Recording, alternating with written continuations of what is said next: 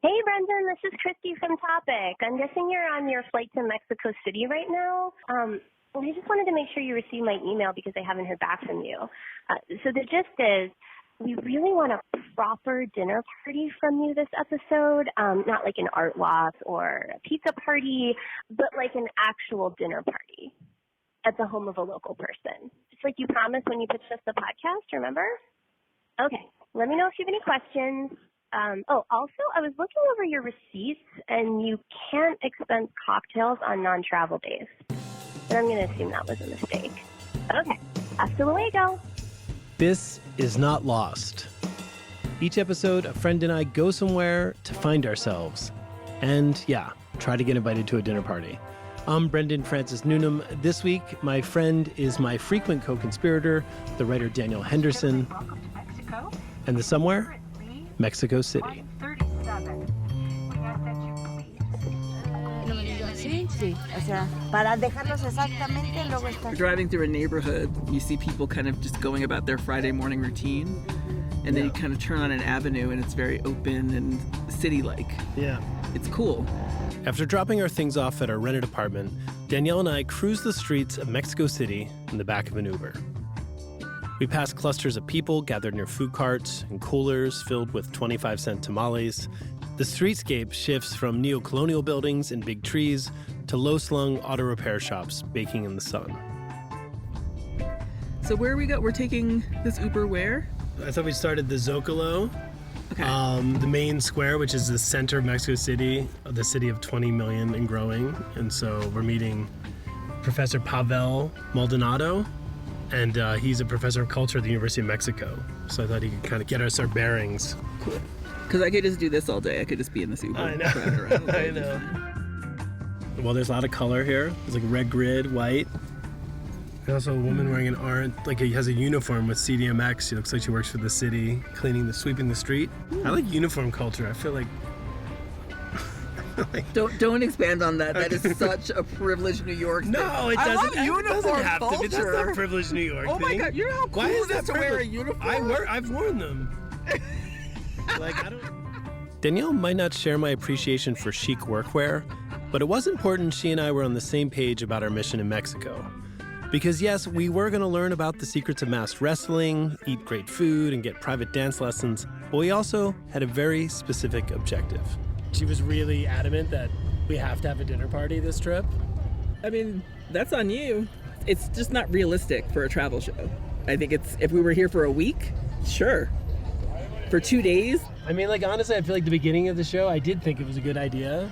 But as you've pointed out to me in other places, like, we do get good conversations with people while we're meeting them. Yeah. And so it does seem a little superfluous maybe to go to their home. But I don't know, that's the show they bought. In a moment, the light shifts in the back of our Uber. Wow. Our dense surroundings, cars, peddlers, pedestrians, give way to sky and space. It is legitimately the biggest flag I've ever seen in my life, Mexican flag. We've entered the Zocalo, one of the largest city squares in the world. Casually dressed in a Bart Simpson t-shirt, Professor Pavel Maldonado fits right in with the other locals, just doing their thing in the Zocalo's vast, shadeless expanse. You know, guys, we're here at the Zocalo, the centric area. This plaza is supposed to hold 100,000 people. If you want to be, heard, noticed, seen, whatever, this is the place where you should come. Even for Mexicans that are not from Mexico City, the idea of coming to Zocalo is like, wow, like the big deal, You may think that it's kind of touristy, like to get a picture, a selfie, with a flag. But actually, I would say that probably 9 out of 10 Mexicans, have this picture as a Facebook profile, at least once in their lives. What is it like to live in the middle of all these millions and millions of people? It's the city where everything can happen, It's funny, Salvador Dali came here only once in his life. And he was like, I don't know, like kind of jealous because he was like, this city is like so surreal, even more than my art. You guys know, by the way, what's the definition of the word Mexico? You guys know it? No? Well, the word Chico, like from Mexico, means center. So the word Mexico means the belly button of the universe, the center of the universe. What's going on there? Well, this plaza is like so popular. People will, have here or set some protests or some meetings and people trying to get some more rights, In general, get some rights. But also like the place where you have all these massive concerts, free concerts. I also think it's kind of interesting, Pavel, that there's such a rich history of heavy metal music here. Yeah. I want to tell you something. Who are your bands? Guns N' Roses and the Yes. Kiss, or Ozzy Osbourne. Yes. All these heavy metal bands were like this white guy with his long hair, Yep. Here in Mexico, we carry this idea, this stigma, that brown-skinned people are not attractive. So yes, when the Spanish came here, of course, the idea of being indigenous, to be brown-skinned was that's not cool, But Slash was like, man, this guy's brown-skinned. I love that Slash was the gateway. Yeah. We're literally on top of an Aztec ruin, right? That's right. You can see it actually. What does it feel like to live in a city where the past is underneath you and the future is rapidly being built around you? Many people, they will say people here, we have no memory. I think that's why we're not so aware of who we are. And if you're not aware of that, you're not aware of who you can be.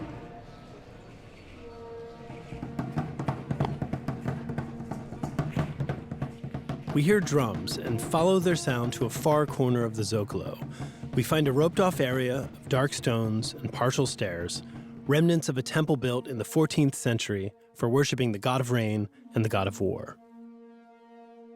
Nearby, a group of men and women dressed in Aztec clothing with painted faces, feathers, and skull masks bang on drums and dance.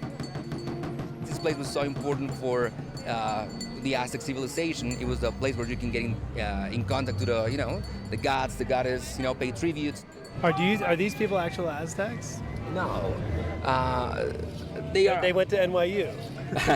Most of these people are, they are really like shamans or educated people, in these fields. Yeah, they're such students of the culture. This place is so important and so popular, not only among visitors but also among locals, because it's the place where you get the limpias, What is that? You have a limpia, to clean negative vibes that you receive from your enemies. A limpia is an Aztec healing ritual meant to cleanse the spirit. It involves being immersed in a percussive sound bath, rubbed with fresh herbs, and a fog of incense. That's also a good preparation for chicken.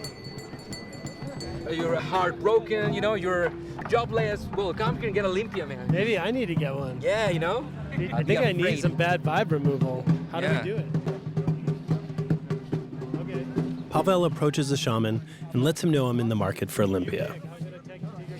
You're leaving everything behind, This is the new Brendan, Yes.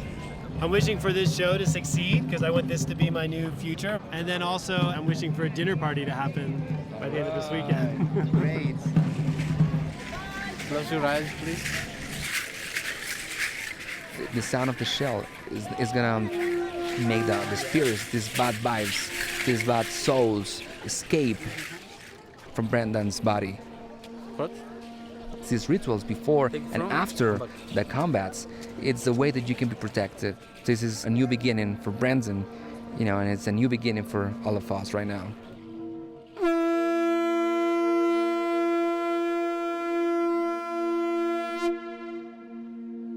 I emerge, ears ringing, smelling a bit like a hippie dorm room, and invigorated. You're a new person now. That was smoky, but interesting. I smelled a lot of scents. He made me close my eyes. I feel ready to roll. Not wanting the effect to wear off, I decided to put some of my newly cleansed vibes to work. Part of the thing we're doing is we're trying to get invited to someone's house for dinner. The idea of thinking that getting in someone's home will really understand the culture. So I wonder, could Danielle and I maybe induce a dinner party? You can invite your friends over. And I would really like to have you on my place, but I get it. It's a big ask. Well, how about this? I have faith that I'm going to find someone who'll be game. If I do, would you maybe be willing to join us? yeah, you can count on me with a mezcal, man. Oh, nice. Yeah. Okay. Talking. I could do with a shot of mezcal to wash down Pavel's rejection. For here, in the belly button of Mexico, a huge space dedicated to social gatherings, you'd think people would jump at the idea of hosting a dinner party. But alas, it seems like good vibes alone aren't enough. We need to up our game. So that's what we do.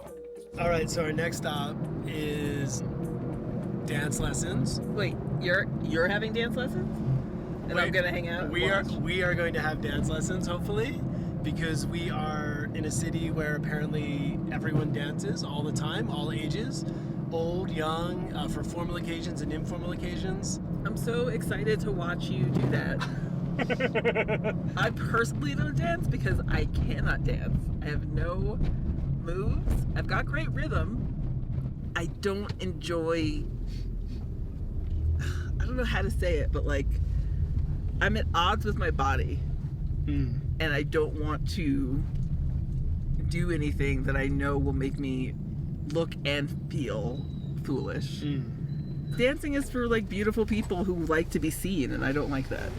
I'm an old person with a sore back, and I like dancing. It's also a way to get lost. Yeah, you're skinny. Let's think of it as a window into the culture, and we'll see. We'll take it from there. We'll go inside. We'll meet Rosa. We'll check it out. I'm definitely gonna go meet and check it out and watch. It's gonna be great. Thank you. Gracias, señor. Yes. Hasta luego. Bye-bye. Goodbye. Let me take an Advil just in case I feel the spirit hit me. Yes. I should also take my antidepressants in case I feel the spirit hit me.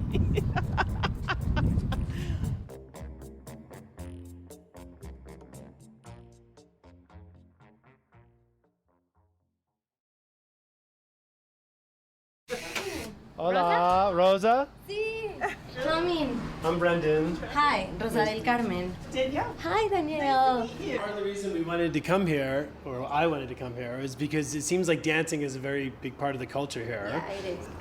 Usually, like, people come here to Mexico City, I don't know, like, to know the city or the museums or the historic part, but not that, like, social aspect of life. Like in Mexico City, what are the most kind of common dances of this form? It would be salsa, of course.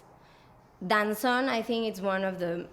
We're gonna learn how to do danzón. Here in Mexico, maybe you've seen it since you were a kid.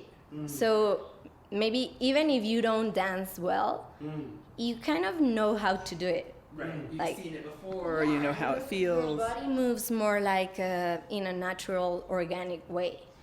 Americans, it's really funny because they look really American. So it's really easy to see that you're not like made to dance. Right now you're on her side. Hold on a second. But because actually it's funny. I think I know what you're saying. Like Americans are just a little, whatever, stiffer. I would say troncos. Yeah. Like, what does that mean? Like you see that part of the tree? The trunk. the We're like trunks. Troncos. Just like, So you just move like a trunk, you know? It's you just walked like Frankenstein, like with a back problem. Not to put you on the spot here, but what did you think about me when you saw me coming in?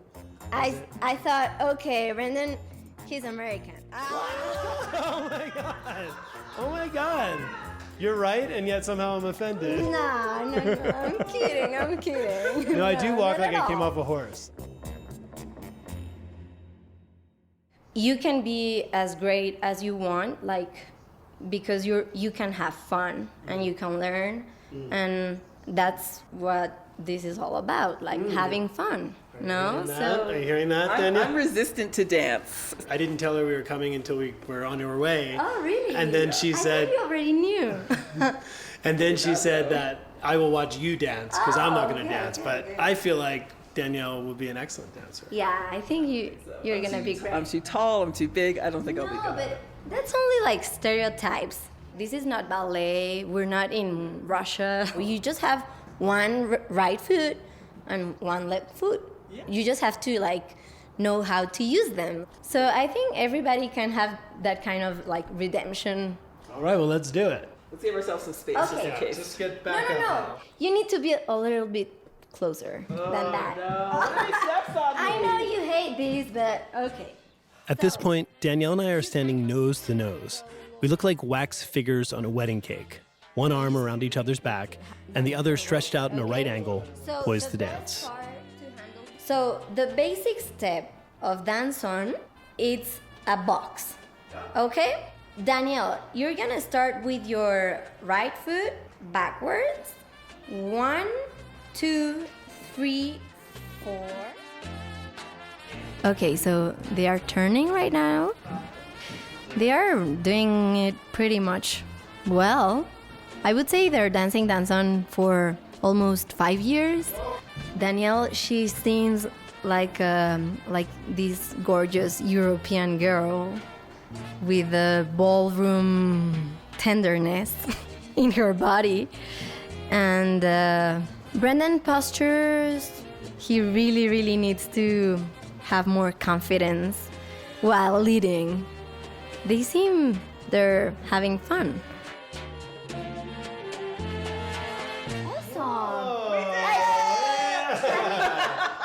Are you sure you've never done this? You're a good teacher. Okay. Who said in the car that you were going to get good at this and I wasn't? No, it's so cool. Like, see? You can do this. Well, this has been amazing, and I believe you when you say it's social therapy. One of my forms of social therapy is entertaining at home, and so I'm wondering, are you interested in dinner parties? Yeah, I love dinner parties. So, could Danielle and I, and if we found some other people, like come to your place like tomorrow, and we could prepare dinner? A lot of people here in Mexico say "mi casa, tu casa." Yeah. Okay, well, but mi casa, it's only mi casa. Okay, so. Oh my God. I can't believe mi casa, su casa is not a real thing here. And I can't believe you're laughing. You know I need to have a dinner party. That was hilarious, though, because I told you that would happen. That was awesome. That was great. Well, I'm glad that you overcame your angst about it. But honestly, like, it's Friday night and we have zero traction on the dinner party front. I'm a little concerned. Well, let's say we don't get a dinner party tomorrow. What should we do? I mean, Are they going to cancel the show? I'm going to owe them all the money for all the shows. And then it's like, oh, 2 people just went on vacation and recorded a bunch of junk. Like, that's crazy.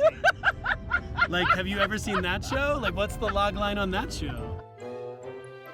Back at our lodgings for a much-needed siesta, I think back on something Rosa told me. You need to lead with more confidence. If I really want to get people's troncos around a table for a dinner party, I'm going to need to assert myself. Fortunately for me, our next stop is a masterclass in power and grit. This is definitely the most hectic street life I've encountered since I've been here. Friday night. Friday night fights. All right, so we're approaching the thing. So we're in Roma, and once we get on the other side of this drag, we'll be in Doctores. And Doctores is the home of Arena de Mexico, where we're going to watch lucha. We're on our way to Lucha Libre with Asa Merritt, an American journalist who lives in Mexico City and spent a year working on a documentary about its infamous masked wrestlers. What does lucha libre mean, literally, translated? So lucha libre means free fighting. So, I mean, there's so much to be said about to what extent it's scripted. It's not scripted. But in its early days, much of lucha libre wasn't as scripted, as narrative-based as it is today. And so that's why it was called free fighting. And so what's up with the masks? Like that, to me, when I think of Lucha Libre, that's the thing that pops in my mind. Okay, so the masks are key to each of the wrestlers' identities.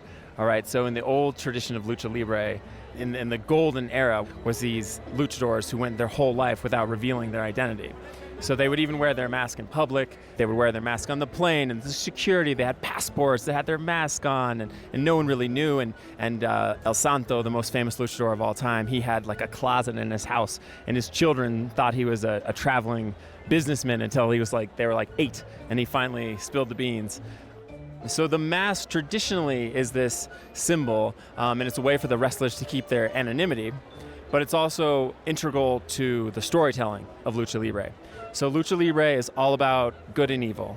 You have the rudos, kind of like rude, if you think of it that way, the bad guys, and then the technicos, like technical, and the technicos are the good guys. And so essentially what you're seeing in a Lucha Libre match is a very sort of mythic, archetypal, iconic battle between like the very good and the very evil. I think the theater element is really important to understand that there's a certain catharsis that's happening for some audience members that's really different than the thrills of watching Game 7 of the NBA playoff. Do you have any theories in your studies of this, like why these masked characters resonate so powerfully with people in Mexico and in Mexico City specifically? Of the dozens of wrestlers and lucha libre filmmakers and everyone I spoke to, like, there's one anecdote that I will never forget. And it's this woman who described to me how she likened lucha libre and the masks to Dia de los Muertos. And so Dia de los Muertos, Day of the Dead, is this annual holiday here in Mexico where families get together and remember those who have passed away. So she was explaining that to me, and she said, hey, listen, like, Day of the Dead, it's not just like we're getting around thinking about our relatives. We really believe that they are there with us in the room. It's the same with lucha libre. Like, we believe. And she described Mexico as this nation with imagination. And there were hints of that from so many of the people I talked to, that the mask was this incredible tool for someone's imagination. We merge into a mass of humans squeezing their way into the arena and finally surface among thousands of fans surrounding an illuminated wrestling ring. The air smells of booze and fried food. The energy is crackling. All eyes are focused on the center of the ring, where two topless masked men repeatedly crash into each other. So what you got going on right now is this is like, you got the same thing in the WWE where you got like tag team type situation. So the guy with the gold mask just stepped out, and his partner, which I think is the dude with the blue bandana around his head, went in, and he is getting double teamed, unsurprisingly, by the poor sported Rudos. He's about to get really hurt. He's about to get really hurt. Double drop kick. But here on comes his the face. gold guy. Gold mask is back.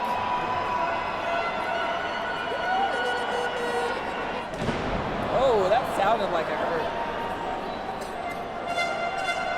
Oh! I hate it, but I want the gold mask guy to win. But that's because since we've been here, he's been getting hurt the most, so I kind of want him to overcome that. You said earlier that you have a problem with the word expat? You think of expats and you kind of think of like people living around the world in their kind of like rich neighborhoods, going to their American schools. If you come to Mexico to live in Mexico and are earning in a currency, either in the United States or in Western Europe, the quality of life available to you is like an entire social class higher. I mean, something also comes to mind, how many Mexicans are called expats in the news in America? They're called immigrants, and there's a threat. They're like invading us, or they're immigrants, but there's never like, oh, there's a big expat community in Brooklyn, or there's a big expat community in Los Angeles. Yeah, no, exactly. You know, I prioritize being of this place, not of somewhere else who happens to be here.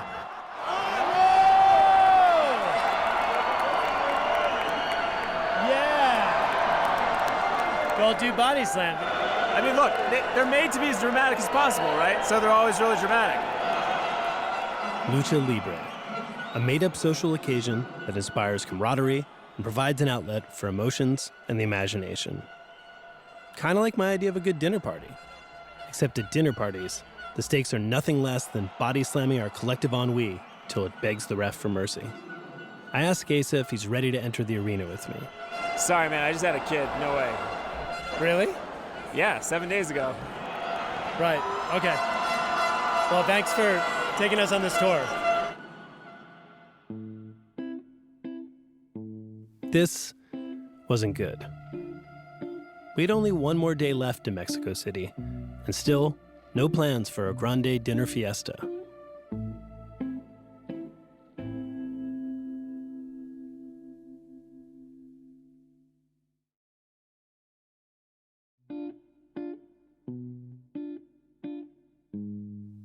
During my flight down here, I read a book about screenplays.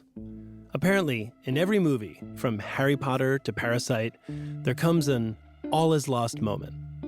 This is the part of the story where our hero has no hope. His dreams have shattered, and his chance of success is practically zero. Asa shutting us down for a dinner party wasn't that moment. No, our all is lost moment would come the next morning, when Danielle wakes up with a crippling stomach ailment. Yes, that stomach ailment. The stomach ailment not uncommon to tourists in Mexico.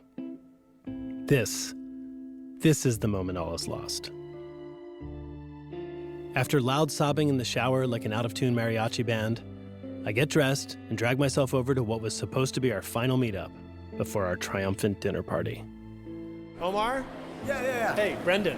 Nice to meet you. Thanks so much for meeting us. No, pleasure. Tell me what our plan is. Omar Rodriguez Graham is a successful local painter with very cool glasses frames. I thought it'd be good to meet up here because this is like the iconic spot to see murals in Mexico. You know, Right. It's Bellas Artes, which has murals by Diego Rivera, Siqueiros, Orozco, González Camarena, and a couple other guys. You know, It's a and, pretty beautiful building already. It's a Yeah, yeah. showstopper, and we haven't even looked at a mural yet. well, let's go take a look. All right, cool.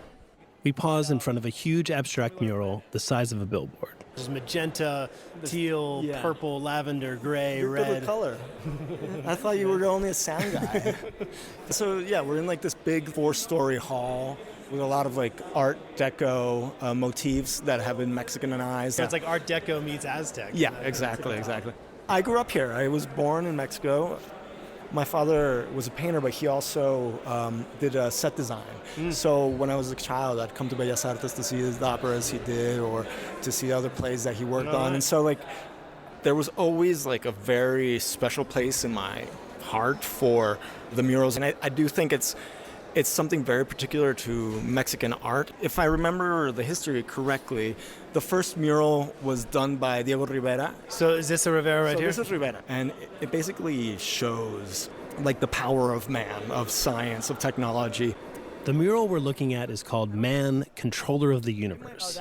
In the center is a worker wearing overalls and holding a lever. Crowding him on all sides are people, soldiers, workers, and scenes, a laboratory, a battlefield, all meant to depict the modern condition. It's clearly political. In one corner, kids of different races hold hands, while in the other, a group of oblivious rich people sip cocktails. The mural seems to be saying, now that man can control the universe through technology, what is he going to do with it? A lot of the murals in this building really have a lot of social criticism. They really are trying to portray the fight of the common man, the upheavals of society, nationalism, globalization, war, and in a way it's also very relevant today. You know, I mean, social criticism in art in the commercial sphere is really complicated because like I know a lot of artists that they're like, no, let's fight for the common man, like very socialist ideas and anti-capitalist artworks, but then they're like selling their works for like hundreds of thousands of dollars. You know, like where's that money going? Listening to Omar, I thought about how traveling the world via dinner party wasn't exactly curing cancer or moving the needle politically. And after taking in more murals, some depicting the horrors of colonization, others documenting social decay, I share some of my misgivings with Omar. Well, I think that's something that is always like hanging on my shoulders as well, you know? It's tricky because, you know, like our privilege, like for me to be making paintings or for you to just be traveling around recording a podcast is really due to the fact that we're kind of working on the shoulders of like masses of humanity. It's a problem to deal with. I don't know how to respond to it. You know, there is inequality, and I think the first step is to acknowledge it. You know, to understand that your privilege comes from someone else's suffering in the end. You know, but that doesn't mean that you should waste your opportunities. You know, it's rather how do you take advantage of them responsibly, and how do you give back however you can. You know, This was good food for thought. Just the type of conversation I'd hoped to achieve if I'd successfully pulled off a dinner party. In fact, Omar was exactly the sort of guest I'd want there. And come to think of it, he was also exactly the sort of person I'd want to host it. what's your budget? I mean, I think I could make it work. The company specifically told me like had to have a dinner party, so it's budgeted for it. But yeah, no, I could pay for the food and like, but could you absorb us? Yes. Why don't we do like a potluck type of thing? Okay, all like right. everybody pitching a little bit. I need to call in a backup. With a possible potluck pending and a co-host unable to leave sight of a latrine, it was time I led with confidence. I put a call in to a friend of a friend, a food and wine writer, and I told him I needed dinner party fixings for a group that evening, and I'd do whatever it took. I'm Nils Bernstein. I split my time between Mexico City and New York. He told me to meet him at Mercado de Medellin in 1 hour. Okay, here we are. This is my favorite carnita stand, and it's looking good. Hola, ¿qué tal? Le pido un kilo. There's a piggy bank here. Oh, is there? Dark humor right here. Oh, there we go, yeah. You need limes and salsas. Just, you gotta, you rig everything to taste. Brain quesadillas. Whoa. I've never eaten a brain. Brain, eye, uterus, not my favorite. Ear I like a lot. There's these spicy pickled onions, which I think we might just make our own. Okay. Some habaneros here, which we can use for the marinated onions. Yeah, they're like little jewels. Deathly spicy jewels. I know. My Irish stomach is quaking. You want to get some at Larva? Is that what you're saying? That? We can do it. Okay, so let's go get some salad fixings. Okay, got some fruit here. We're looking at some star fruit, some pomegranates, various plums and cherries, a lot of different citrus. All right, thank you. Mercado, what is it again? Mercado Medellin. Gracias, adios, Mercado Medellin. And then, showtime. This is Brendan. Hola. Along with Omar, his wife Morgan, and their dog Gnocchi, a local friend and a roommate joined us, as well as Omar's downstairs neighbor, who brought his guitar and a bottle of mezcal. Hola. Hola. Look, these guys. They're excited you're here. Oh, this way. Soon, dinner was served. All right, so what's for dinner? So, carnitas that Mills brought. What else do we have for dinner? This is the salad of verdolagas and nopal and cherry tomato. And we talked about the city. This is a friendly city. Are happening. Everybody can feel that you are in home. We talked politics. The party in power now was trying to cut financing for political parties. And I was happy and relieved. Not only because I could return to New York and let my bosses know I'd pulled off an actual dinner party, but because I was reminded that my penchant to break bread with strangers wasn't frivolous after all. Dinner parties are recess for grown-ups, a rare space where people can gather and not be under the watchful eye of a boss, a needy child, or an impatient waiter. They are gatherings that are intimate and have the power to transcend cultural barriers. They're places where we get to play, entertain, argue, and feed ourselves, not just our bodies, but our souls, newly cleansed or not. And dinner parties are a lot harder to manifest than you'd think, even at home. So when we are able to make them happen, we should relish it. Welcome to all of our expats, immigrants. Whatever. Exactly. All of them. I was sad Dee wasn't with us. Can't you just picture her showing off her danzon moves in the corner? But I still feel triumphant. Like a masked Lucha Libre wrestler. Topless in gold shorts, waving my clasped arms over one shoulder and then the other. Like a champion.